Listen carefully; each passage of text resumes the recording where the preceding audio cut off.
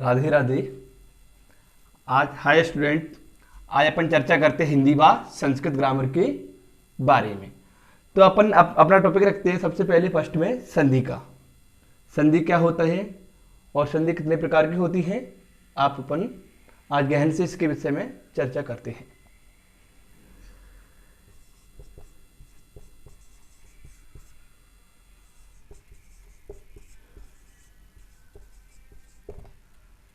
संधि क्या है, पहला क्वेश्चन बना अपना कि संधि क्या है। संधि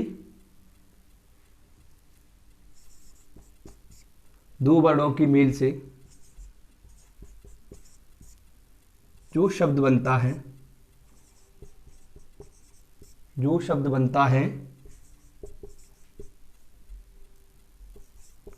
अर्थात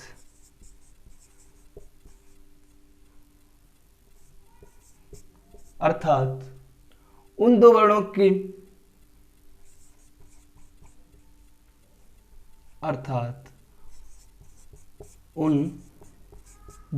की मेल में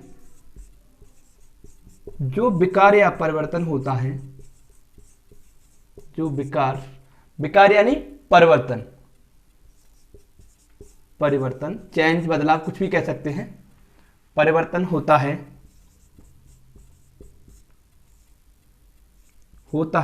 उसे संधि कहते हैं,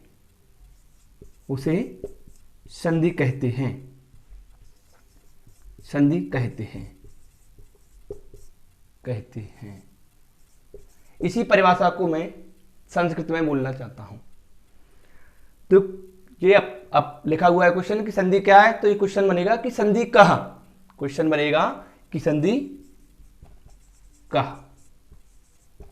इसका मीन्स हुआ कि संधि क्या है, अर्थात संधि कौन है। तो आंसर बनता है कि वर्ड्यो, बड़ा नाम, संस्कृत की परिभाषा है, डेफिनेशन, वर्ड्यो बड़ा नाम मेलनम संधि भवति।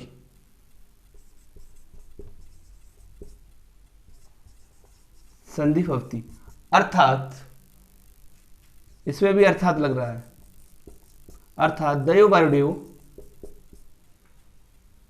विकारम भवति संधि अस्ति।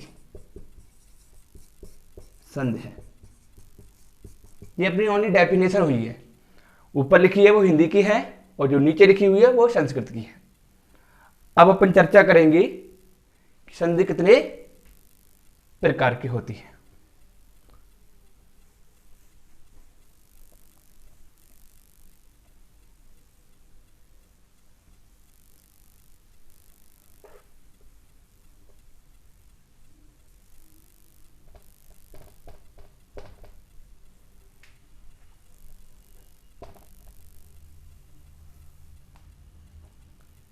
संधि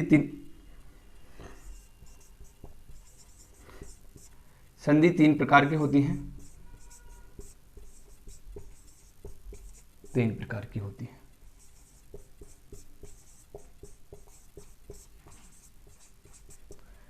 पहले नंबर पे आती है हमारी स्वर संधि।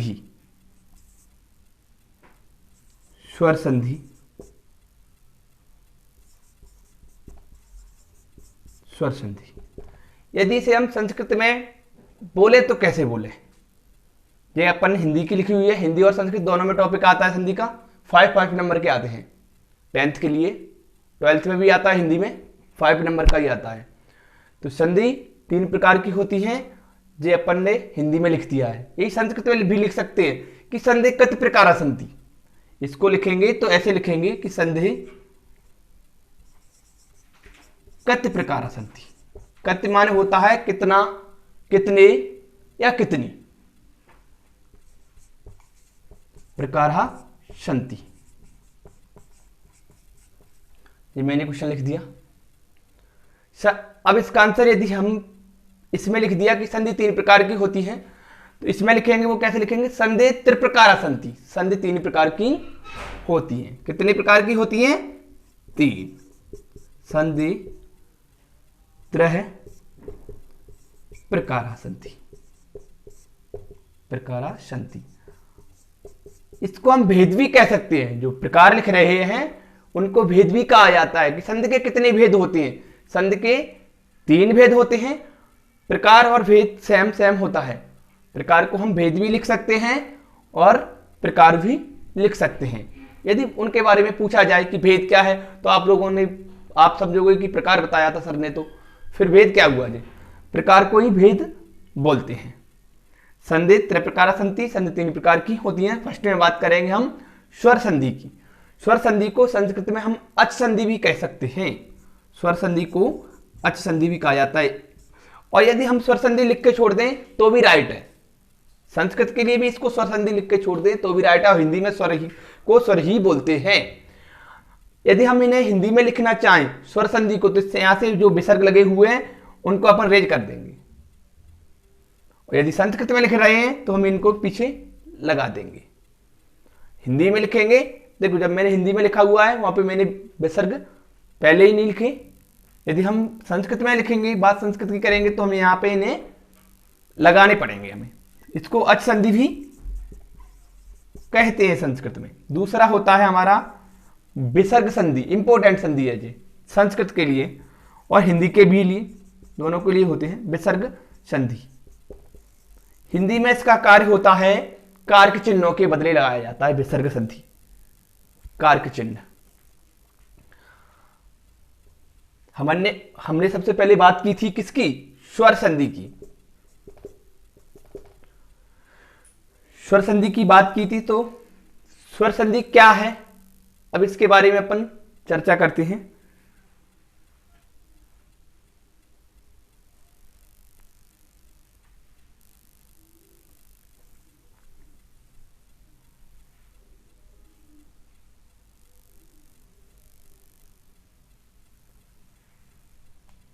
स्वर संधि के बारे में चर्चा करते हैं। स्वर वर्णों की परस्पर मेल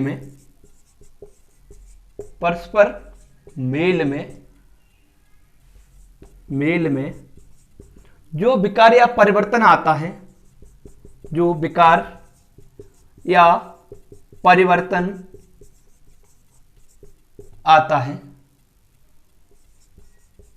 उसे स्वर संधि कहते हैं। उसे स्वर संधि कहते हैं।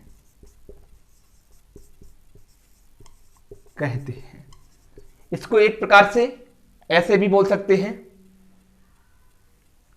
कि दो परस्पर स्वर वर्णों के मेल में जो तीसरा स्वर प्रकट होता है, दो परस्पर स्वर के मेल में जो तीसरा स्वर प्रकट होता है उसे स्वर संधि की परिभाषा कहते हैं। दो स्वर के परस्पर मेल में तीसरा स्वर प्राप्त होता है या प्रकट होता है उसे हम स्वर संधि कहते हैं। इस डेफिनेशन को इस प्रकार से भी बोल सकते हैं कि यदि दो परस्पर स्वरों के मेल में जो तीसरा स्वर प्रकट होता है वो ही स्वर संधि। देखो स्पष्ट लिखा है कि स्वर वर्णों के परस्पर मेल में जो परिवर्तन होता है उसे स्वर संधि। परिवर्तन यानी दूसरा बदलाव, चेंज, दूसरा आता है। जैसे सेम संस्कृत में हम ऐसे ही लिख सकते हैं, कोई प्रॉब्लम नहीं है। बस यदि हम जैसे को हिंदी में लिखा है संस्कृत में यथा भी लिख सकते हैं। पहले संस्कृत का लिख देता हूं यथा, और जैसे हिंदी, दोनों हो गए। आपके ये दोनों टॉपिक क्लियर हो रहे हैं, हिंदी व संस्कृत ग्रामर। संधि टॉपिक इंपोर्टेंट टॉपिक होता है संस्कृत में। सबसे पहला क्वेश्चन जब संस्कृत के एग्जामिनेशन में जाते हैं हम बोर्ड वाले में, तो सबसे पहले क्वेश्चन हमें संधि का ही मिलता है, वो 5 नंबर में होता है। टिक द करेक्ट क्वेश्चन में आते हैं। जैसे बात कर ले हम किसी भी स्वर की, यचनम,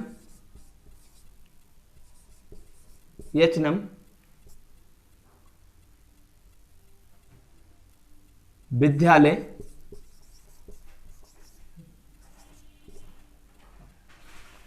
हिमाचल। मैं इनके विच्छेद करके बताता हूं। देखो यच नम का होता है यच धन अनम, यच प्लस अनम। देखो स्टूडेंट, जब हम चा को बोल रहे हैं, आप कहोगे कि चा तो व्यंजन में है, नहीं, इसका स्वर की प्रधानता बताई जाती है। इसमें जितने व्यंजन होते हैं वो स्वरों की सहायता से ही बोले जाते हैं। उच्चारण पर चा से क्या प्राप्त होता है? आ। जबकि स्वर संधि को मैंने कहा था, स्वर संधि को अच संधि भी कहा जाता है, यानी स्वर की प्रधानता कहां है? चा वर्ड को भी बताती है, इसलिए संस्कृत में से अच संधि कहा जाता है। व्यंजन को हल संधि कहा जाता है, विसर्ग को हकार संधि कहा जाता है। हकार का मतलब होता है विसर्ग होते हैं जो हा के रूप में पढ़े जाते हैं, इसलिए उसे हकार संधि कहते हैं। और व्यंजन को हल इसलिए कहा जाता है कि व्यंजन वर्ड हलंत लगाया जाता है उन पे। हलंत यानी वर्ड को आधा करना हलंत कहलाता है। विद्यालय का होगा विद्याधन, विद्याधन आलय, आलय।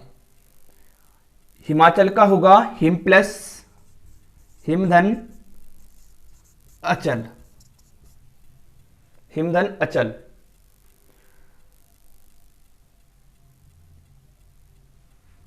हो गए। अब अपन आगे करते हैं।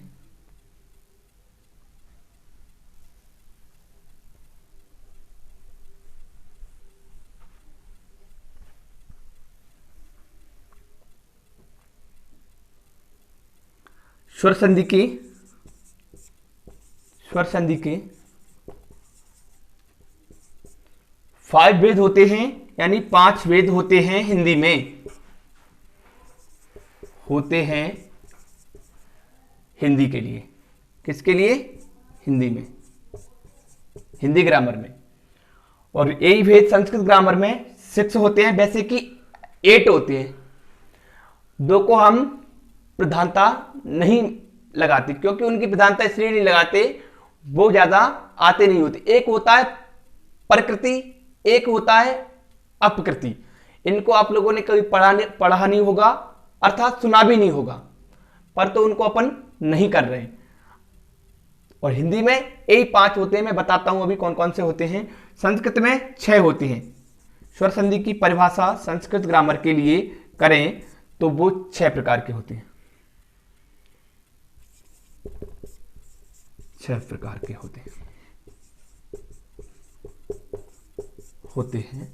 हिंदी में डेफिनेशन लिखी जाती है, संस्कृत में लिखने की कोई आवश्यकता नहीं है। जो मैंने पहले भी बताई थी वो परिभाषा हम डेफिनेशन हिंदी में भी लिख सकते हैं। स्वयं संधि की भी बड़े बड़ा नाम मिलम ना लिखकर हम हिंदी की लिख सकते हैं। हमें परिभाषा कभी आती नहीं है लिखने के लिए, ओनली विच्छेद आते हैं, वो समझना है आपको बस।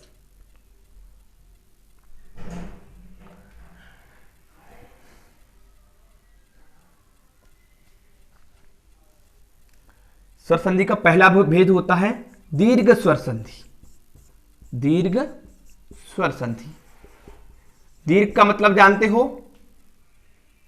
दीर्घ का मतलब होता है बड़ा। दीर्घ का मतलब क्या होता है? बड़ा, यानी बड़े स्वरों की प्रधानता। संस्कृत में इसकी परिभाषा हम लिख सकते हैं अकैसर्वेण दीर्घ। ये होगी हमारी स्वर संधि का पहला भेद। दूसरा होता है हमारा दूसरा पॉइंट गुण स्वर संधि। गुण स्वर संधि। फर्स्ट हमारा क्या था? दीर्घ स्वर संधि। सेकंड हमारा क्या था? गुण स्वर संधि। अब थर्ड यानी तीसरा हमारा कौन सा होगा? थर्ड होगा मेरा वृद्धि संधि, वृद्धि स्वर संधि। मैं गुण के बारे में थोड़ा बताता हूं। वृद्धि स्वर संधि, यहां गुण का मतलब आप लोग सोचें कि गुणवान से हो, ऐसा कुछ नहीं होता है। यहां पर उन वर्णों के गुणों का मेल है जो वर्ण उच्च स्थान पर अपना स्थान चेंज कर लेते हैं। वृद्धि स्वर संधि का मतलब होता है कि यहां पर वृद्धि, वृद्धि का मतलब होता है बढ़ना। किस चीज की बढ़त है ये देखना है हमें। वृद्धि स्वर में ये देखना है कि किसकी बढ़त है। बढ़त होगी हमारी मात्राएं। मात्राएं आपने पढ़ी हो या सुनी हो, हिंदी वर्णमाला की मात्रा ही संस्कृत वर्णमाला में होती है। जी मान के चलो हिंदी ग्रामर और Sanskrit grammar same same topic हैं संधि और समास के लिए। वृद्धि स्वर संधि, वृद्धि स्वर संधि। अगली होती है हमारी अयादि स्वर संधि।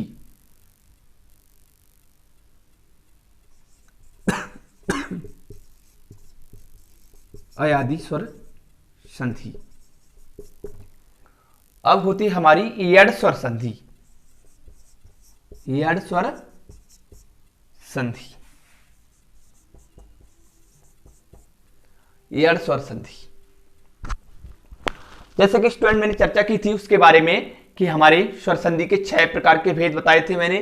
तो हमारा सबसे पहले था दीर्घ स्वर संधि, सेकंड नंबर पे था मेरा गुण स्वर संधि, थर्ड नंबर पे था मेरा वृद्धि स्वर संधि, फोर्थ नंबर पे था मेरा अयादि स्वर संधि और फिफ्थ नंबर पे मैंने कर दिया 5 नंबर पे हमारा यड स्वर संधि। अब संस्कृत में मैंने लिखा था कि संधि 6 प्रकार की होती है और हिंदी में लिखा था मैंने 5 प्रकार की होती है। तो हिंदी के 5 प्रकार हो चुके हैं। जैसे ही हमारे हिंदी के 5 प्रकार हुए हैं तो संस्कृत का एक प्रकार और बचा हुआ है, यानी वन प्रकार। वन प्रकार ऐसे होगा हमारा, अब होगा वो हमारा पूर्व रूप स्वर संधि। पूर्व रूप स्वर संधि, स्वर संधि। अब आपको ये समझ में नहीं आ रहा होगा कि पूर्व रूप स्वर संधि क्या होता है। चलो मैं बताता हूं पूर्व रूप क्या होता है। पूर्व रूप होता है हमारा, आपने देखा होगा कि संस्कृत में ऐसे करके आह बना रहता है, पढ़ा है आप लोगों ने। जो मैं जो बताने जा रहा हूं जो हमारे हाई क्वालिफिकेशन में भी आते हैं, यानी संविदा वर्ग वगैरह में जब संस्कृत की प्रधानता रहती है तो वहां पे भी यही वर्ड आते हैं, इंपोर्टेंट होते हैं उनके लिए भी। संधि का भी टॉपिक आता है वहां पे, इसी प्रकार से आता है संस्कृत में। जो है ये डैश टाइप में लग रहा होगा आपको, एस टाइप में, परंतु ये एस ना नहीं है ना कोई डैश है। इसका मतलब है हमारे यहाँ आ। एक कब आता है, यदि हमें कोई वर्ड लिखना है, एक की मात्रा के बाद हमें आ की जरूरत है, उसी शब्द में हमें ए की मात्रा के बाद या ओ की मात्रा के बाद हमें किसकी जरूरत है, आ की, तब ऐसा आएगा। बताओ कोई है वर्ड, मैं बताता हूं। प्रत्येक अस्मिन, प्रत्येक अस्मिन। अब ऐसा आ नहीं बना सकते, यदि इसके साथ लिखना है तो हम क्या करेंगे, जो मैंने बताया था वो अस्मिन। आप देखना ऐसा लिखा होगा प्रत्येक अस्मिन को अपी। मैंने कहा था ए की मात्रा और ओ की मात्रा के साथ को अपी, को अपी। ये संधि किसके लिए बनाई गई है, पूरा रूप लेने पर। पूर्व रूप स्वर संधि का मतलब होता है कि पूरा रूप लेने पर। अब इस विच्छेद करेंगे हम, तब क्या करेगी ये, इस आ को निकालकर हमारी हिंदी वर्णमाला का आ लिखेगी। को अप का लिखेंगे हम, का को अप का लिखेंगे को धन अपी, यानी को प्लस अपी, को अपी। प्रत्येक अस्मिन का लिखेंगे हम प्रत्येक प्लस अस्मिन। ये हमारी पूर्व रूप स्वर संधि क्लियर हो रही है।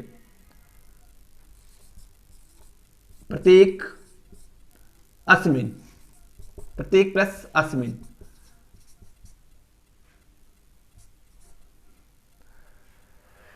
जो मैंने कोअप लिखा है, कोअप विसर्ग संधि का भी उदाहरण है। सोअप लिखूंगा वो भी विसर्ग संधि का उदाहरण है, क्योंकि विसर्ग संधि का कहना होता है कि कारक चिन्हों का बदलाव, यानी कारक चिन्ह कौन से होते हैं, काकी के ने से पर। कारक चिन्ह हिंदी में भी होते हैं काकी के ने से पर। ये क्या है, काकी को ने से मैं पर आदि चिन्ह आते हैं, उनके बदले हमारे विसर्ग आ जाते हैं।